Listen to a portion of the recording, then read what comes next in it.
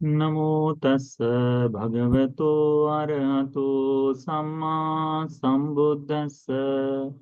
नमो तस् भगवतो अरहतो सम्मा सम्बुद्धस्स। नमो तस् भगवतो अरहतो सम्मा सम्बुद्धस्स। साधु साधु। श्रद्धावान उपासक उपासिकागण, ये जो समय अभी चल रहा है, ये समय वर्षावास के बाद 1 माह तक जो पुण्य क्रियाएं चलती है उनके लिए चलने वाला है। ठीक है। तो एक तरह से इसे कह सकते हैं, चीवर सिलाने का समय भी कह सकते हैं। यानी चारिका पर जाने से पहले 1 माह तक जो भिक्षु लोग आवश्यक कार्य उन्हें करते हैं, तो वो ये समय है। पूरी दुनिया भर में, यानी जहां जहां बौद्ध धर्म पाया जाता है, उस संपूर्ण अ, देशों में या उस जगह पर जो भिक्षु लोग वर्षावास के समय में अ, एक जगह पर रहकर वर्षावास को धारण कर वर्षावास संपूर्ण कर चुके हैं, उन भिक्षुओं को कठिन चीवरदान का यह समय है। पिछले पूर्णिमा से लेकर तो आने वाली पूर्णिमा तक, कार्तिक पूर्णिमा तक, भिन्न भिन्न जगह पर आपको ये देखने को मिलेगा। आप में से बहुत से लोग, सभी तो पता नहीं, परंतु बहुतांश लोग कहीं न कहीं किसी न किसी कठिन चीवरदान के कार्य में सम्मिलित हो रहे होंगे। ठीक है। तो हम लोग देखते हैं कि विदेश में भिक्षुओं के प्रति उनका गौरव, हम जो गौरव दिखाते हैं उससे ज्यादा है या कम है? हम्म। आप लोगों ने कई बार फोटोज देखी होगी, वीडियोस देखी होगी। आपको क्या लगता है, उन्हें दिखाया जाने वाला गौरव अधिक है कि कम? हम लोग उनकी तुलना भी नहीं कर सकते, है ना। उसके बाद में अ, भारत में, जैसे एक तरह से पकड़ लो कि एजुकेशनली जो भिक्षु लोग थोड़ा सा एडवांस हैं, जिन्होंने, जिनके डॉक्टर लिख के आता है जिनके सामने, या फिर कोई विशेष करके है, जैसे हम ही पकड़ लो कि हम थोड़ा सा लिख लेते हैं, लोग कह लेते हैं कि हाँ महामेना से आए हैं, इस तरह से तो बातचीत होते समय इस तरह का भाव आ जाता है। तो ऐसे समय में देखने का दृष्टिकोण जो है वो थोड़ा सा बदल जाता होगा, है ना। तो चीवर दान देते समय, दान करते समय क्या हुआ?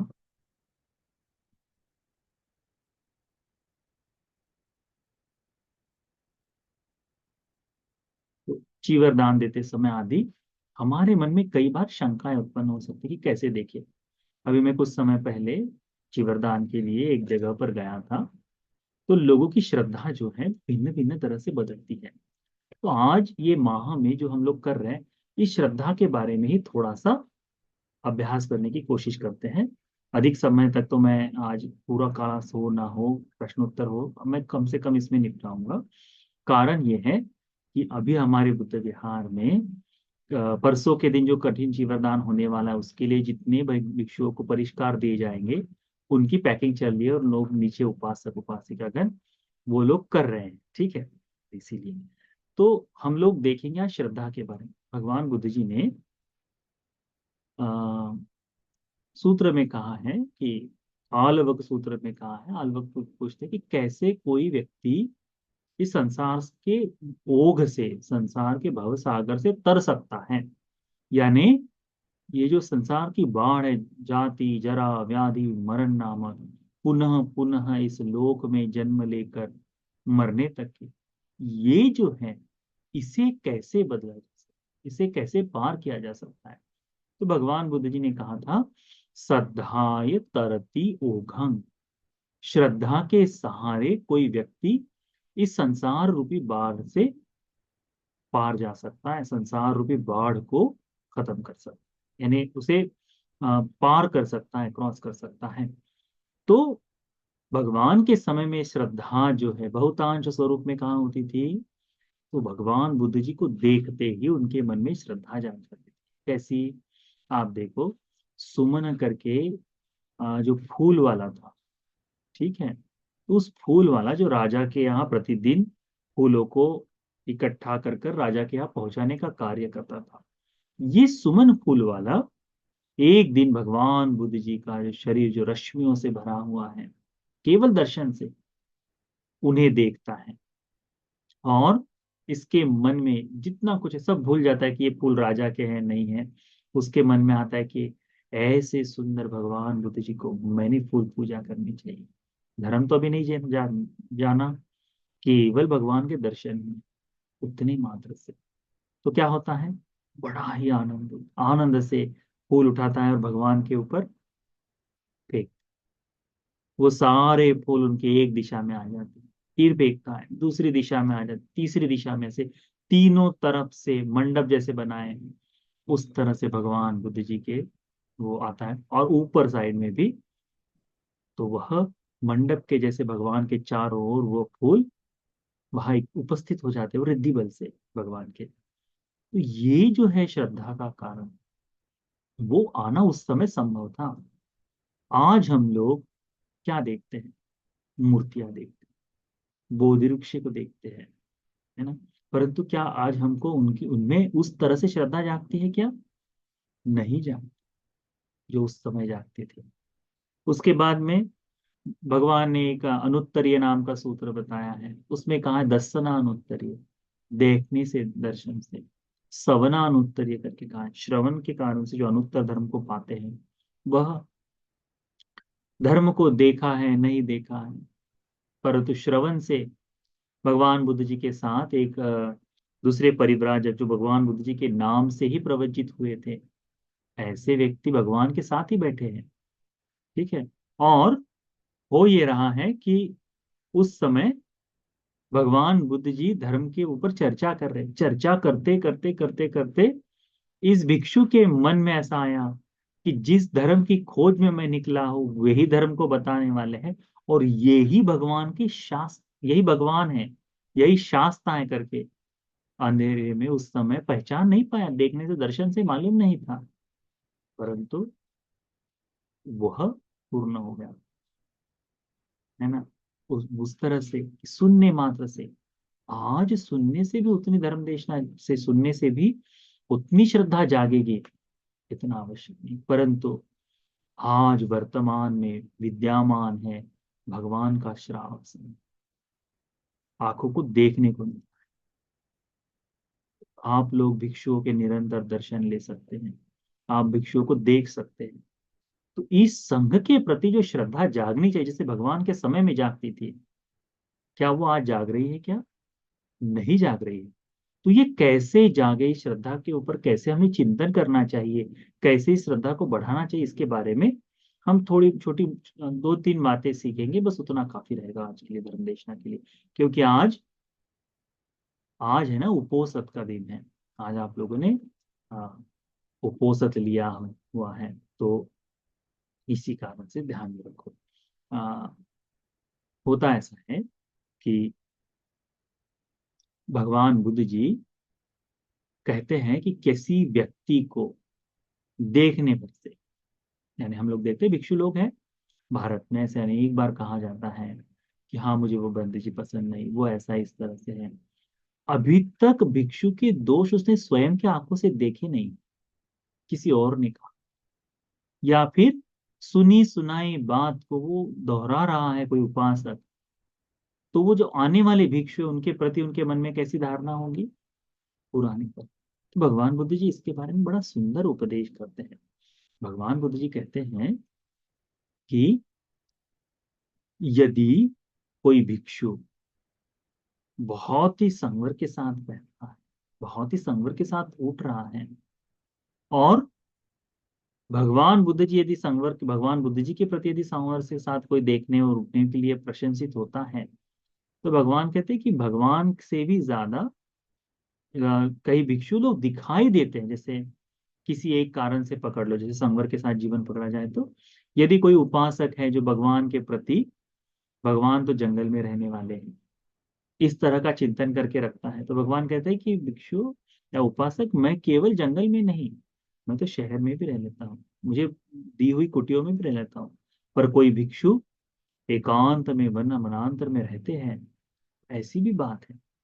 तो केवल किसी के ऊपर श्रद्धा कि वो जंगल में है, इतने भर मात्र से जाग रही हैं, तो वह उतनी काफी परियादित नहीं होगी, काफी नहीं होगी।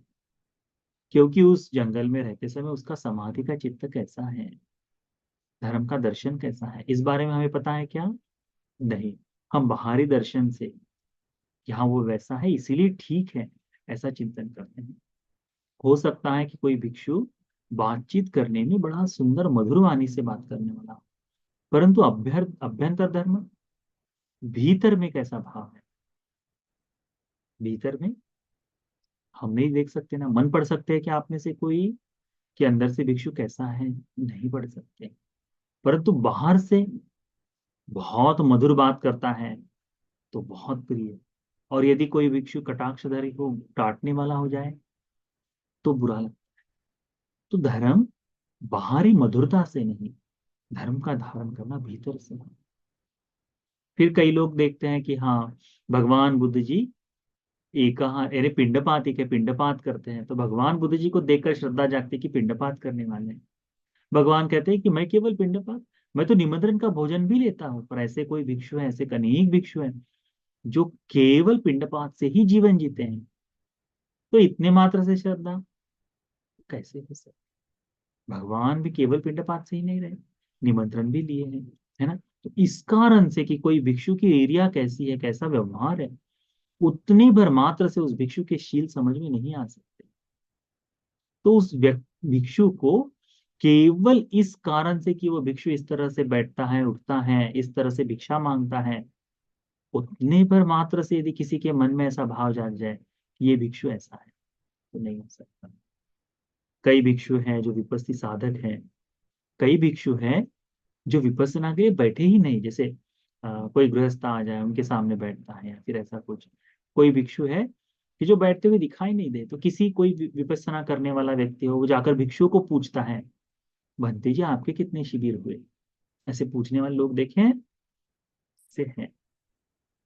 भिक्षुओं का जीवन ही संपूर्ण विपස්සना में, वो कितना समय बैठता है बता नहीं सकते ना कोई व्यक्ति, कि बैठे बैठे यदि नींद आ रही है और 10 घंटे भी बैठ जाए तब भी विपස්සना से शून्य है। विपස්සना कर रहा है लंबे समय से, ऐसे नहीं कि आज की और कल क्रोध खत्म हो जाए, नहीं। भिक्षु भाव में आया है, विपස්සना कर रहा है, क्रोध ही नहीं खत्म हो रहा, नियंत्रण नहीं हो रहा। क्रोध खत्म तो बहुत बाद में होगा, नियंत्रण में नहीं हो रहा, इतने पर मात्र से। पर कोई भिक्षु है कि जिसको ध्यान में नहीं बैठा है, परंतु बुद्ध चिंतन निरंतर चल रहा है, और उतने पर मात्र से अपने क्रोध पर काबू पा ले, क्या है? विपස්සना है ना।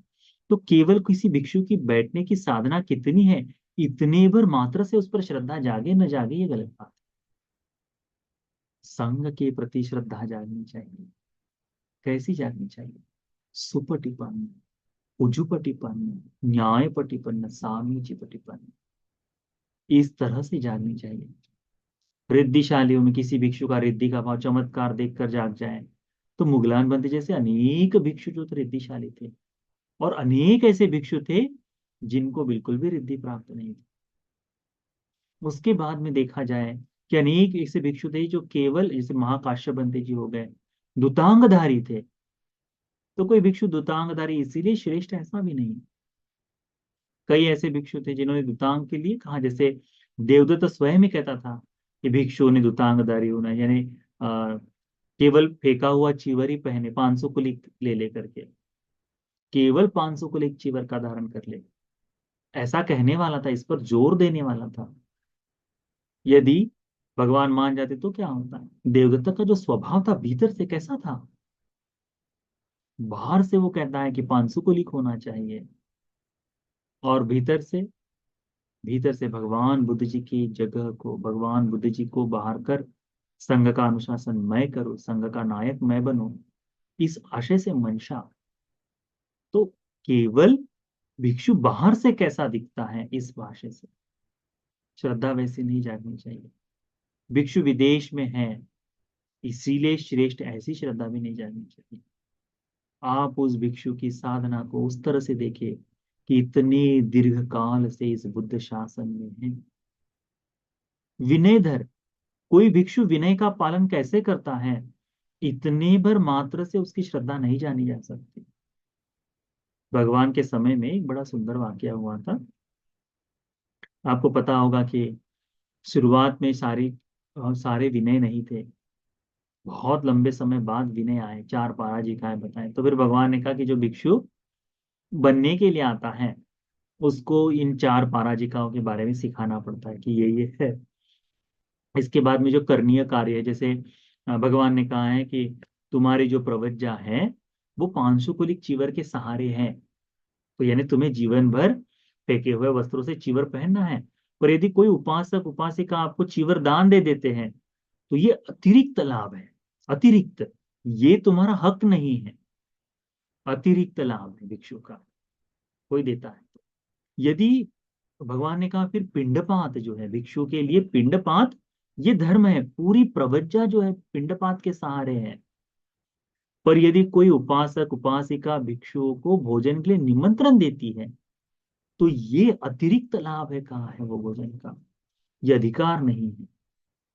नियम नहीं भिक्षु का कि भिक्षु भोजन के लिए उसी तरह से जाना चाहिए।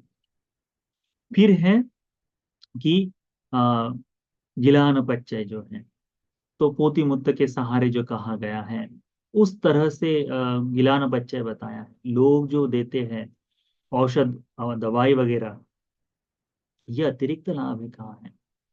उसके बाद में भगवान बुद्ध जी ने कहा कि जो सेनासन है, तो वृक्ष मूलिकांग जो है, अरण्यकांग जो है, कि अरण्य में रहना, पेड़ के नीचे रहना, वो उसके सहारे तुम्हारी प्रवज्जा है। पर लोग विहार बनाकर दान देते हैं, ये क्या है, ये अतिरिक्त लाभ है करके भगवान ने कहा है। ये अतिरिक्त लाभ है, ये कि नहीं कि मुझे ऐसा ही होना चाहिए, नहीं।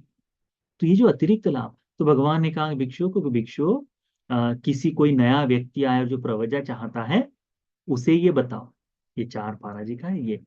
तो हो ऐसा जाता था कि आ, जैसे ही सुनता था कि ये सब नहीं कर सकते तो कहता था कि अब मुझे प्रवजित नहीं होना है, मैं वापस जाऊंगा करके।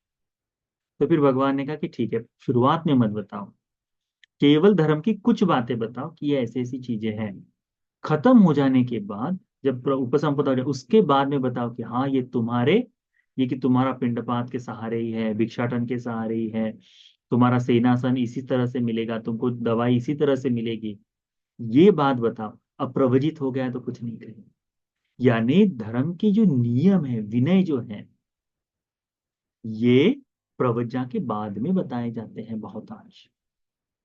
तो हम देखते हैं भारत में बहुत भिक्षुओं को सारे नियम नहीं मालूम होते, क्योंकि गुरु आचार्य परंपरा से इनको या फिर भिक्षुओं के सानिध्य में रहते हुए आने चाहिए। कई बार ऐसा होता है कि पढ़ने में असमर्थता हो जाए या किसी बात को जानने में असमर्थता हो जाए, इस कारण से हो सकता है। तो केवल भिक्षु इस तरह से नहीं बैठता, भिक्षु इस तरह से नहीं उठता, इतने मात्र से हम उस भिक्षु के प्रति जागरूकता नहीं रख सकते। हाँ, जो भिक्षु महसूस होता है, यानी जान हम देखते हैं उसके दोष दिखाई देते हैं, उस एक भिक्षु के प्रति हमारे मन में कि हाँ मुझ में इस भिक्षु के प्रति श्रद्धा नहीं जाती, इतना ठीक है। परंतु जब संघ की बात आ जाती है तो उसके प्रति हमें बड़ा ही विनम्र होना चाहिए, झुक जाना चाहिए। क्योंकि इस समय आप लोग, ये जो जगह जगह पर कठिन चीवर दान देखने को आपको मिल रहा है, तो अनेक लोग ऐसे हैं जो भिक्षुओं के गुण दोष भी कहना शुरू कर रहे हैं। इस समय में वर्तमान में भिक्षुओं के दोष बताना शुरू कर देते कि हाँ हमारे पास जो बंदे जी 3 माह रहे उनका तो ऐसा ही था। आप देखिएगा कि भिक्षुओं ने ऐसा किया, भिक्षु ने ऐसा किया, एक भिक्षु अच्छा था उसमें, ये भिक्षु अच्छा नहीं था, ऐसा हुआ। तो तुम्हारे मन के अनुसार भिक्षु यदि नहीं बैठता हो, उठता हो, तो ये धर्म को न देखने की तुम्हारी गलती है, इस तरह से हमें देखना चाहिए, अपनी गलती है ऐसा देखना चाहिए, भिक्षुओं के प्रति श्रद्धा को जगाते हुए। क्योंकि आज वर्तमान में भगवान बुद्ध जी के दर्शन से श्रद्धा नहीं जाग सकती। धर्म को परिशुद्ध रूप से देखकर सुनकर उसे उसी तरह से जानना, बोध करना, इससे श्रद्धा नहीं जाग सकती। परंतु संग को देख कर सुपटिपन्न भगवान का श्रावक संग, उजुपटिपन्न भगवान का श्रावक संग रखना। ये जो वर्तमान में संग दिखाई दे रहा है, इसे देखकर हमारे मन में श्रद्धा जाग सकती है, इसे देखकर हमारे मन में धर्म का भाव भाव जाग सकता है, हमारे इंद्रिय धर्म पुष्ट हो सकते हैं, मजबूत हो सकते हैं। इसको आपने ध्यान रखना चाहिए। तो केवल भिक्षु कैसे उठता है, कैसे बैठता है? क्योंकि भगवान के पास लोग गए थे कि भगवान आप बहुत कम खाते हैं, इसीलिए आपका मुझे श्रद्धा है। तो भगवान कहते कि मेरे ऊपर ऐसे क्यों, मेरे से भी कम खाने वाले, या फिर मैं कई बार अधिक खाता हूँ कई बार कम खाता हूँ, ऐसा भी है। चीवर में भी ऐसा ही भगवान, चीवर नहीं, कई बार मैं लोगों के द्वारा दिया हुआ चीवर भी धारण करता हूँ, है ना। इस तरह से तो किसी व्यक्ति के बाहरी आवेश से, बाहर से कैसे दिखता है, यह नहीं है विशेष। धर्म की साधना में किस तरह से वह, एक तो इस दुनिया में सबसे कठिन कार्य है प्रवजित हो जाना, उसके बाद उस व्यक्ति के लिए कठिन कार्य है, भिक्षु के लिए कठिन कार्य है इस बुद्ध शासन में जुड़े रहना, इस बुद्ध शासन में रति लगना। ठीक है, इस बुद्ध शासन में हम रहना है, इसका ध्यान। जब भिक्षु का ये भाव खत्म हो जाता है तो भिक्षु क्या करता है, व्यवसायिक हो जाता है। जब रति यानी अरति जाग जाती है, अरति यानी अब धर्म का पालन करने की इच्छा न रहना, कई बार ऐसा हो जाता है। हम देखते हैं ना कि बहुत लंबे रोज एक ही काम करते करते उकता जाते हैं, बोर हो जाते हैं, है ना। तो ऐसे समय में हमको कहते हैं कि हाँ थोड़ा सा बदलाव हो जाना चाहिए। कई बार होता है कि इस कारण से बहुतों में बहुत सारे बदलाव हो जाते हैं। तो ये नहीं, भिक्षु भी जो है बहुत लंबे समय से भिक्षु भाव में है, और हो सकता है कि धर्म का अभ्यास कम हो जाए, उसके कारण उकताने के कारण हो जाए, धर्म में अरति आ जाती है, धर्म में रत नहीं रहता, उससे बाहर निकलना शुरू करता, तब जाकर भिक्षुओं में कोई परिवर्तन दिखाई देते हैं कि वो भिक्षु केवल आ, केवल और केवल वो एक तो दान के लिए घूमता रहेगा, या फिर हो सकता है केवल कोई किसी किसी मूर्ति बेच रहा है, या फिर हो सकता है कोई टूर वगैरह के लिए ही केवल कोशिश कर रहा है, उसका धर्म से कोई लेन देन नहीं। या हो सकता है कोई भिक्षु केवल और केवल कि मैं तो परित्राण ही करूंगा, इतना ही मात्र उसका ध्येय रह जाता है। क्यों? क्योंकि अभी रति नहीं है। तो इस समय हमने क्या देखना चाहिए कि हमने उस भिक्षु के प्रति अनुकंपा ही देखनी चाहिए, कि ये बुद्ध शासन को, इस ध्वज को धारण करके इस बुद्ध शासन में रह रहा है। ये तो हमारा थोड़ा सा यानी भिक्षु का थोड़ा सा भाव हो जाएगा कि अरे इस समय धर्म पर जीने के लिए, धर्म की जिस इच्छा से, क्योंकि सभी भिक्षु लोग प्रवजित कैसे होते हैं, सब दुख निस्सरण, सभी दुखों को दूर करने के लिए, निब्बान सच्चीकरण निर्वाण के साक्षात्कार के लिए, इमं कासावं गहित्वा ये काषाय वस्त्र लेकर, इमं कासावं दत्वा ये काषाय वस्त्र देकर, पब्बा जेत में बदते, कि मुझे प्रवज्जित करे। तो प्रवज्जा होते समय भिक्षु क्या कहता है कि मुझे दुखों से दूर होना है, निर्वाण को पाना है, इस भाव से। परंतु समय के साथ क्या हो जाता है कि इसके अनुकूल, प्रवज्जा के अनुकूल, यानी दुखों को दूर करने के लिए या फिर निर्वाण की प्राप्ति के लिए जो अनुकूल समय न मिले, अनुकूल क्या भाव है, तो धर्म गुरु का, गुरु की छाया न मिलना। प्रवज्जित के लिए गुरु की छाया अनिवार्य होती है, तो गुरु की छाया न मिलना। उसके बाद में जिस धर्म का विनय जो है, भिक्षु के लिए विनय आवश्यक है, तो विनय न सुनने को मिलना। उसके बाद भिक्षु के धर्म की साधना आवश्यक है, भगवान का धर्म जब तक उसके कानों में नहीं आएगा तब तक भगवान की वाणी को कैसे समझेगा। ध्यान भिक्षुओं के लिए एकमात्र भाव नहीं है, ध्यान के अलावा भिक्षुओं के लिए एक एक कार्य बताए भगवान ने, उसमें धर्म का अभ्यास भी है। तो यदि ये संपूर्ण ना मिलता हो तो दिक्कत ही हो गई है। उसके बाद में भिक्षु के लिए संघ का होना आवश्यक है, कि चारों ओर भिक्षु संघ कैसे हैं, इनके सहारे प्रवज्जा का जीवन पूर्ण किया जा सकता, धर्म, प्रवज्जा का धर्म जो है वो पूर्ण किया जा सकता है, धर्म में रत रहते हुए। पर यदि इसमें से कोई बात छूट जाए तो अरति जागती है, अरे कुछ बदलाव हो जाए तो ठीक, कुछ बदलाव हो जाए तो ठीक, ऐसा भाव जागता है। तो इस कारण से भी यदि कोई उपासक इस तरह से देखता है तो उसने भिक्षुओं के प्रति अनादर नहीं जगाना चाहिए, उस भिक्षुओं के प्रति ऐसा दुर्व्यवहार नहीं जागना चाहिए। उस भिक्षु के प्रति अनुकंपा ही जागनी चाहिए कि अरे, भगवान ने बताया कि कल्याण मित्र के आश्रय में रहना चाहिए, गुरु के आश्रय में रहना चाहिए। भिक्षु को ये गुरु का आश्रय नहीं मिला, तो हमने चिंतन करना चाहिए कि मेरे जीवन में ऐसा कभी न घटित हो। मैं जहां भी जन्म लूं, जहां भी रहूं, कल्याण मित्र गुरु की मुझे प्राप्ति हो जाए। तो देखना, दिखने वाला हर भिक्षु आपको, हर दिखने वाला भिक्षु के प्रति आपके मन में बड़ा ही सुंदर भाव जागेगा। बड़ा ही सुंदर, क्यों? क्योंकि एक तो उनके पास वो गुरु का गुरु धर्म है, नहीं तो आप कोशिश कर रहे हैं कि तुमको गुरु मिले, तो गुरु के प्रति जो सेवा का भाव है वो सभी भिक्षुओं के प्रति जागेगा। यही तो, इसीलिए श्रद्धा को बनाए रखिए। जहां जहां सम्मिलित हो, भिक्षुओं की गुणों का स्मरण करो। संघानुसति पर ध्यान दो। क्या है संघानुसति? संघानुसति का चिंतन करो। सुपटिपन्नो, उजुपटिपन्नो, न्यायपटिपन्नो, सामीचपटिपन्नो, भगवतो सावक संग। आहु नहीं हो आह्वान करने वाला, पाहु नहीं हो निमंत्रण देकर आदर उनका सत्कार करने लायक है, आतिथ्य देने लायक है। दक्षी नहीं हो, दक्षिणा देने लायक, अंजलि करनी हो, दोनों हाथों को जोड़कर मस्तिष्क मस्तिष्क पर रखकर दंडवत प्रणाम हो या साष्टांग प्रणाम हो, प्रणाम करने लायक भगवान का श्राव है। वो जो आप में से कोई है, कैसे बंदे जी को खड़े खड़े टिंग टिंग करने वाला जो है, वो है तो वो नहीं। अंजलि करनी, हाथों को जोड़कर नमस्कार करना, वो उतना है। वैसा कर, संग वैसा है। गुड़घों पर बैठ जाइए, जिनके गुड़घों में तकलीफ है, जहां तक झुक सकते हैं वहां तक झुक कर नमन करें। देखो श्रद्धा जागेगी। जिस दिन आपके जीवन में श्रद्धा जागती जाएगी, पल्लवित होगी, तो क्या होगा? और इंद्रिय धर्म पुष्ट हो गए। इंद्रिय धर्म बढ़ गए तो क्या होगा? मुक्ति का मार्ग खुल जाए, है ना?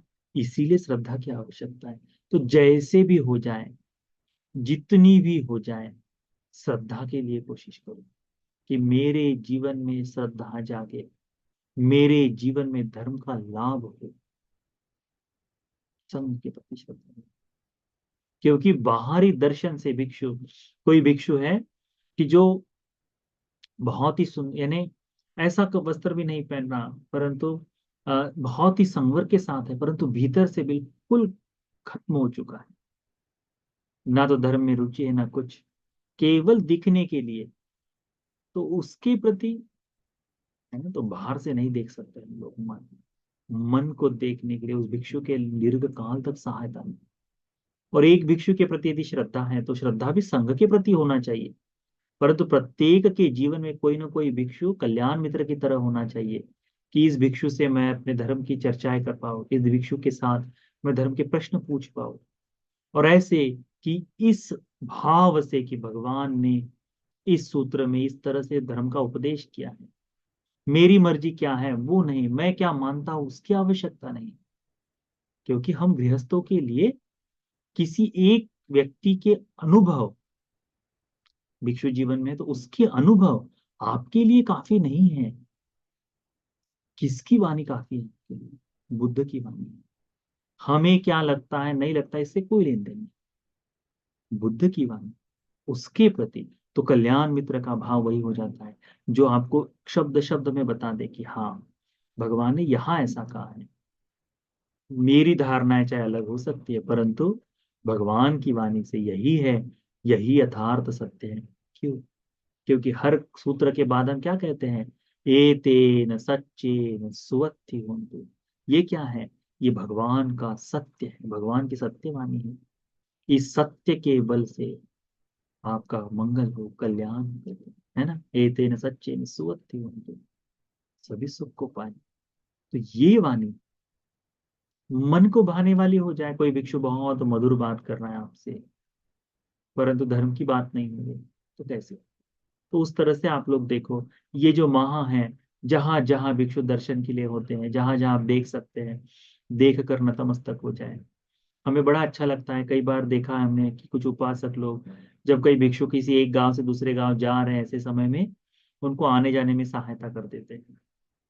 उनके स्केड्यूल में नहीं था, उनके उनके का टाइम टेबल में नहीं था, परंतु देखते हैं और अरे हमारे बंते जी हैं, सेवा कर लो। और जिन जिन लोगों ने की है उनको बहुत लंबे समय तक वो सेवा याद है कि बंते जी उस दिन दिखे थे और बड़ा अच्छा लगा कि उनकी हमने सेवा कर दी। कोई भिक्षु दिखाई दे कि कुछ नहीं दिखाई दे तो बंते जी आप चाय लेंगे, इतना भर भी पूछ लिए, केवल अकेली महिला है तो ऐसे समय में नमन कर कर कि बंते जी हम एकांत में तो नहीं, परंतु माता जी अय्या जी दिख जाए तो बिल्कुल बहुत ही सुंदर तरीके से नमन कर कर आप उनसे कि अय्या जी आप जल लीजिए, पानी लीजिए। यदि कहीं ट्रैवलिंग में जा रहे हैं तो तुरंत ही आधे लीटर की बोतल जो है, ठंडी है तो ठंडी, गर्म है तो गर्म, माता जी को दे दें। तो इससे क्या होगा कि आपको सभी दिखने वाले भिक्षुओं के प्रति श्रद्धा जागेगी, और ये श्रद्धा धीरे धीरे कर कर पुख्ता होते जाएंगे। ये लाभ है हमारे लिए कि पहले की दृष्टि में आज से 20 साल से पहले जो था उसकी तुलना में आज भारत में भिक्षुओं की संख्या अधिक है, तो हमें उनकी सेवा भी अधिकता से करनी चाहिए आने वाले भिक्षु के लिए।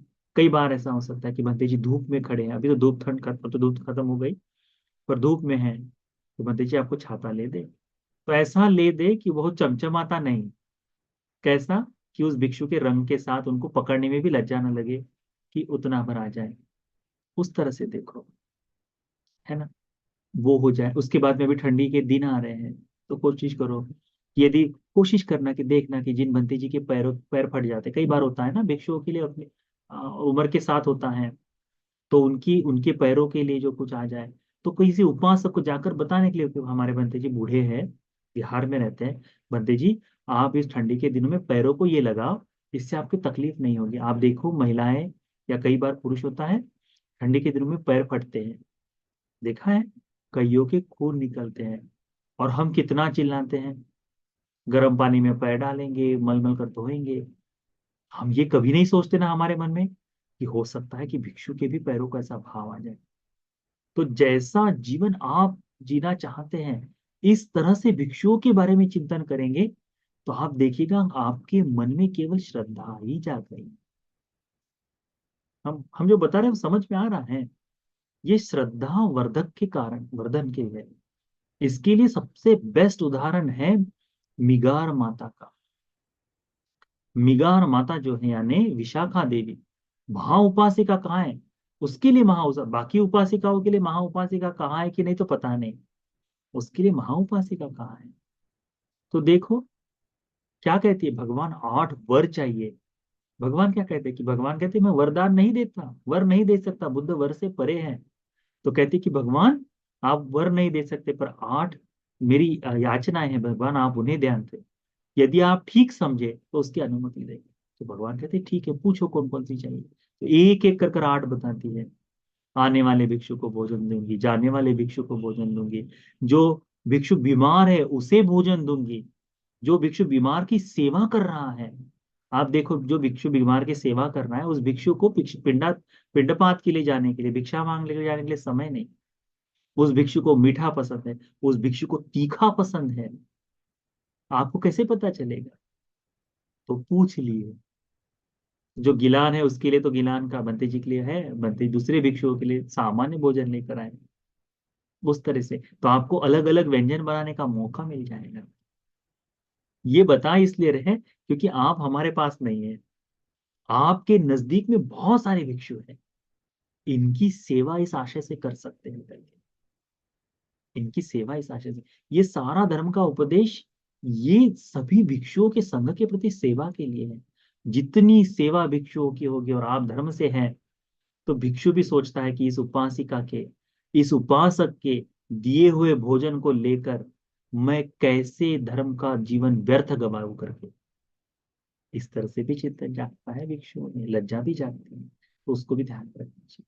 ठीक है, तो वो 8 वर मांगती है और क्या कहती है कि भगवान इन वरों को देने के कारण यदि मुझे सुनने को मिलेगा, देखने को भी नहीं, केवल सुनने को मिलेगा कि वो जो भिक्षु है वो भिक्षु अरहंत हो गए, वो भिक्षु मार्ग फल को पा गए, तो मैं यदि सुनने को मिलेगा। तो मैं उनको पूछूंगी, क्या वे भिक्षु इस श्रावस्ती में आए हैं? तो कहेगी कि हाँ आए हैं, ऐसा सुनने को मिलेगा। तो कहेगी कि यदि वो आए हैं तो मेरे घर का भोजन उन्होंने कहीं ना कहीं किया है। तो उनकी धर्म साधना के लिए, उनके मुक्ति के लिए, उनके ये सारे धर्म के कारण काम के लिए मैं उनकी सहायक हुई उस समय के लिए। उतना आनंद मुझे आएगा कि मेरे भोजन से, तो आपके दिए हुए वस्तुओं से, आपके दिए हुए भोजन से, आपके दिए हुए कार्य से भिक्षु का जीवन कितना सरल सुगम बनता है, उसको देखो। भिक्षु सुखोपभोगी है नहीं है, ये आप चिंतन का, आपके चिंतन का विषय नहीं। ये तो भिक्षुओं के स्वयं के चिंतन का विषय है। वो भिक्षु की, आपका कार्य है भिक्षु को बहुत सुंदर तरीके से कराना। और देखिएगा जो भिक्षुओं की सेवा करते हैं उनमें श्रद्धा जा, वो श्रद्धा पुष्ट होती है। वो श्रद्धा पुष्ट होते हुए धर्म का अर्थ समझ में आता है। धर्म का अर्थ समझते समझते धर्म का मर्म समझ में आता है। धर्म का मर्म समझ गया तो धर्म की साधना असंभव नहीं, संभव नहीं। ठीक है। इसीलिए श्रद्धा जिस कारण से आज जाग सकती है, देखते हुए श्रद्धा जाग सकती है, तो इस देखते हुए जागने वाली श्रद्धा को आप लोग चिंतन करो। देखने वाले व्यक्ति को देखकर श्रद्धा जगाओ, बढ़ाओ, तो बड़ा लाभ होगा सबके प्रति, सभी भिक्षुओं के प्रति एक जैसी श्रद्धा। हाँ ये हो सकता है कि मुझे ये भंते जी ज्यादा पसंद है, प्रिपरेशन जो है ना, कि मुझे इन भिक्षुओं से बात करनी, क्यों? क्योंकि आपको धर्म का उपदेश उस समय कर रहे हैं, नहीं कर रहे ये। परंतु जब संघ समूह में है तो आ, सभी भिक्षुओं को इकट्ठा ही नमन कर लिए कि संघ को मैं नमन करता हूँ करके, उस तरह से चिंतन कर सकते हैं। कोई विशेष बड़ा भिक्षु है, अपनी भिक्षु से बड़ा भिक्षु कोई बैठा वहां पे, तो सबसे पहले जाकर अपने बड़े भिक्षुओं को नमन कर दिए, कुशल मंगल पूछ लिए, आकर फिर अपने भिक्षु, जिस भिक्षु से तुम्हारे अधिक सौहार्दपूर्ण संबंध है उनके साथ आकर बात करिए। ये करनी है। तो इससे उस भिक्षु के मन में, दूसरे भिक्षुओं के मन में भी आपके प्रति कोई बुरा भाव नहीं जागेगा। इस तरह से तो भिक्षुओं के साथ कैसे व्यवहार करें, इसको ध्यान में रखिए। हमेशा आप लोगों ने भिक्षुओं के प्रति व्यवहार करते समय, गौरव के साथ रहते समय, श्रद्धा से ही आप लोगों ने उसका कर्तव्य निर्वहन करना चाहिए। ठीक है, इस बात को भी ध्यान में रखो। आज के लिए इतना काफी है। श्रद्धा से चिंतन करो अपने भीतर में भिक्षुओं के प्रति कैसा भाव है करके। तो ये जो संपूर्ण एक माह जो है वर्षावास का अंतिम माह, अगली कार्तिक पूर्णिमा तक कोशिश करो कि आपके परिवार से आपके बच्चे हो जाएं, आपके घर के, विशेष करके आपके जवान लड़के हो जाएं, लड़कियां हो जाएं, उनको विहार भेजो कि जा रे कार्टिया जा, और झाड़ू लगा के आ विहार में, जा सेवा करके आ करके। कार्टिया यानी काला लड़का जो हो गया ना, जो बहुत मस्तीखोर है, ऐसा लड़का कि जाओ करके आओ। क्योंकि कठिन जीवनदान जहां जहां जिस बिहार में है, वहां वहां सेवा की आवश्यकता है। और भद्दे जी कब तक करेंगे? जवान लड़के हैं तो उनको करना चाहिए। माता जी लोग जाती है, बूढ़ी बूढ़ी अम्मा जाती है ना, हमारी मम्मी लोग जाती है, उतने से नहीं होगा। और नहीं भी है तो ये महीना साफ सफाई से रखो, बड़ा सुंदर है। ठीक है। तो सेवा करो, संघ की, संघ के प्रति श्रद्धा कैसे जागे उस पर चिंतन करो। हम इसी के बारे में और भी आगे जो सूत्र आएंगे उसके अनुसार भी हम आपको बताने की कोशिश करेंगे, क्षमा याचना करेंगे। कायेन वाचा चित्तेन प्रमादेन मया कृतं अच्छयं खम मे भन्ते भूरिपन्य तथागत। कायेन वाचा चित्तेन प्रमादेन मया कृतं अच्छयं खम मे धम्म सन्दिट्ठिक कालिक। कायेन वाचा चित्तेन प्रमादेन मया कृतं अच्छयं कम में संग पुण्यं केत्तं अनुत्तरम। साधु सभी को आशीर्वाद। अभिवादन सीरिस नित्यं वद्धापचाइनो चत्तारो धम्मा वर्धन्ति आयुवन्नो सुखं बलम् आयुरारोग्य संपत्ति सद् संपत्ति में च तो निब्बान संपत्ति मिनाते समिज्जतु।